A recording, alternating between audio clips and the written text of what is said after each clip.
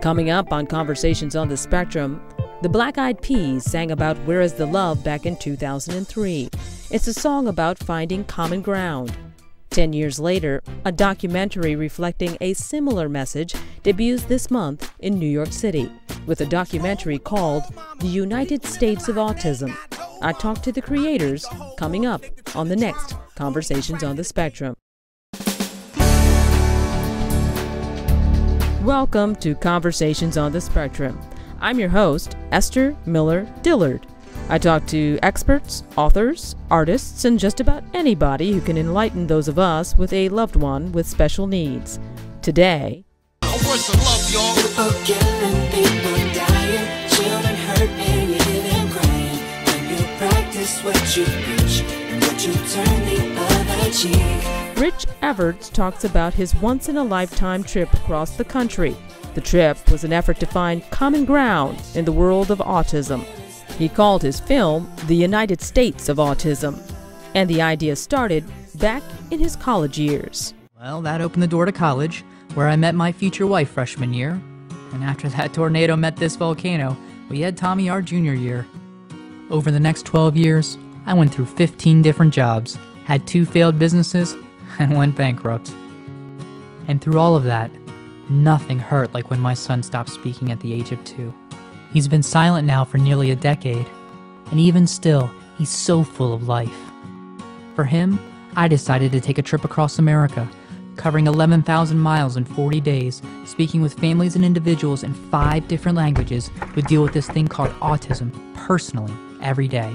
Rich and his wife Suji spoke to me by phone about this experience. What made you guys think you could actually pull it off?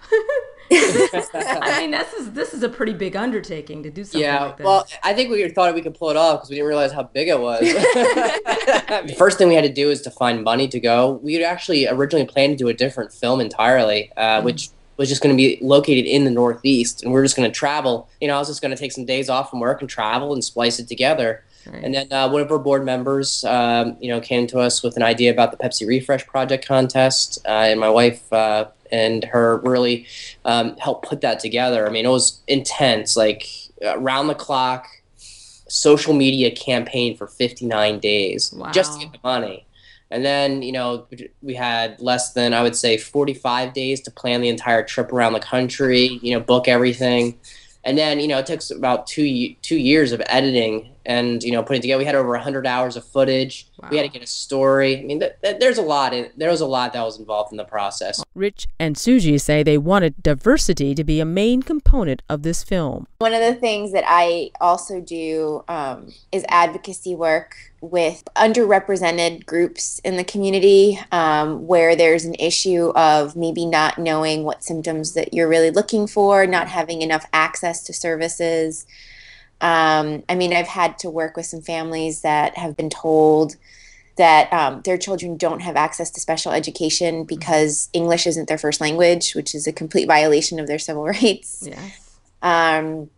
And so that was partially the if we're going to do a story about autism, there's always these rates in these studies that people do where they're talking about, how it affects different groups and how it affects, girls and boys. And it was like, well, if we're going to be talking about autism, it would be good to have a perspective that includes as much of that diversity as possible. That was one of the reasons they interviewed WrongPlanet.com founder Alex Plank.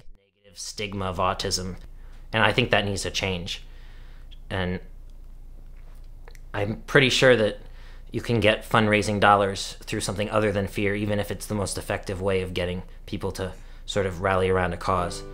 Right now, I'm trying to get autistic people to be accepted in positions in the community, the autism community, the larger autism community that includes parents and professionals. And one of the main divisions I found in the autism community right now is between what we call the neurodiversity crowd, specifically of parents of more severe children, I guess you would say. Yeah. I thought it was very important to get this side of the issue out there.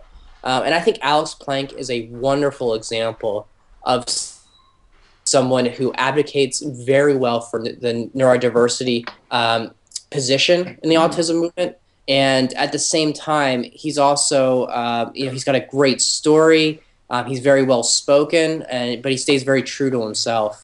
And interviewing a Sunni Muslim family was also an attempt to address ethnic and religious diversity as well. There is a misconception about Islam, and there is a reason for it, and unfortunately people like to generalize. So as you know, autistic children has behavioral issues. They have a major meltdown for sometimes reason that we don't even know why, or they are just overstimulated, or they are hurting and they don't know how to express themselves, or they want something.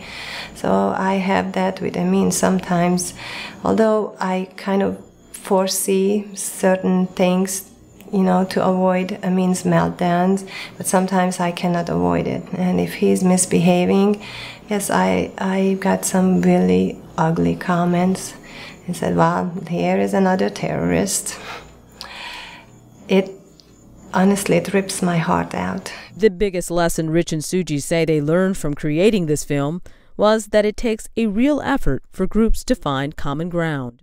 I would say is the level that you can work with people and that you can show them the level of respect that they deserve, and that our children and our community deserve, so that we can continue to move things forward and work together. Mm-hmm. And I think that the people that believe that actually outnumber those few outspoken ones that get really volatile. As far as the autism community goes, I'd say the thing that I learned the most is that we are more alike than we are different. And if we can just focus on what the commonalities are, it's just amazing what we can actually accomplish together. Gotta keep my faith alive, the love is found. Now ask yourself, where is the love? The United States of Autism opens this Friday, April 5th in New York, and later it screens across the country. If you'd like to buy tickets, go to usofautism.com. That's USOFAUTISM.com. If you know of any author, expert, or someone who has an inspiring story they'd like to share on Conversations on the Spectrum, send me an email. Just go to mama911.com and click on the contact button.